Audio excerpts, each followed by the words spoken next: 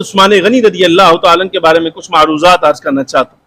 زمانہ جاہلیت میں بھی اللہ رب العالمین جل وعلا نے جنہیں فطرت پر قائم رکھا، یعنی اسلام کا اظہار ابھی نبی پاک صلی اللہ علیہ وسلم نے کیا نہیں، لیکن اظہار ہونے سے بھی پہلے اسلام کے اصولوں پر پابند رہنے والا بندہ حضرت سیدنا عثمان غنی رضی اللہ تعالیٰ عنہ، ایسا حیا والا آپ فرماتے ہیں زمانہ جاہلیت میں کبھی برائی کا ارتکاب جب سے میں باشعور ہوا تب سے میرے ذہن میں آیا ہی نہیں آج تک۔